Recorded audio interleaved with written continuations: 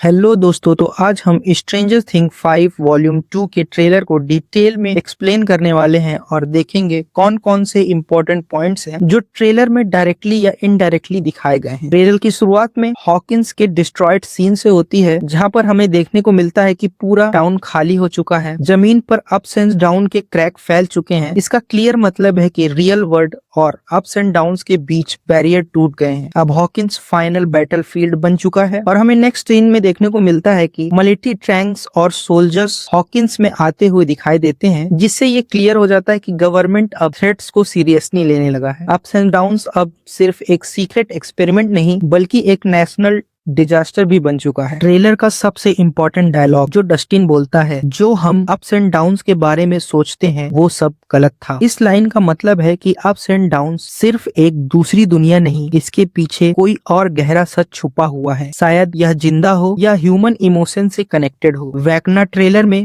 पहले से ज्यादा पावरफुल और कॉन्फिडेंट दिख रहा है। जब वो न्यू वर्ल्ड की बात करता है तब क्लियर हो जाता है कि उसका प्लान सिर्फ हॉकिंस तक लिमिटेड नहीं, वो पूरी दुनिया को अप्स एंड डाउन जैसा बनाना चाहता है। विल को फिर से वैकना का प्रेजेंस फील होता है, लेकिन इस बार विल डरा हुआ नहीं लगता। उसके एक्सप्रेशन से लगता है जैसे वो अप्स एंड डाउन्स को समझने लगा है। हो सकता है विल के पास भी कुछ पावर्स आ चुकी हों या फिर वो ही सबसे इम्पोर्टेंट की वो वैकना को रोकने की। ट्रेलर में 11 को इंटेंस ट्रेनिंग और इमोशनल स्ट्रेटजी में दिखाया गया है। इसकी पावर्स को एक्सट्रीम लेवल तक पुश किया जा रहा है। इसका मतलब है कि वैकना को हराना पहले से कहीं ज्यादा मुश्किल होने वाला है। ट्रेलर का एक बड़ा सरप्राइज कली का वापस आना है। इससे क्लियर हो जाता है कि 11 कली फाइट नहीं करेंगे। कली और 11 की कंबाइंड पावर शायद वैकना को ढूंढने और उसको हराने के लिए जरूरी होंगे। मैक्स के शॉर्ट शूट्स ये हिंट देते हैं कि उसकी कहानी अभी ओवर नहीं हुई। हो सकता है उसका माइंड और सोल अप्स एंड डाउन्स में ट्रैप हो। मैक्स को वापस लाना इमोशनल और स्टोरी का एक बड़ा टर्निंग पॉइंट हो सकता है।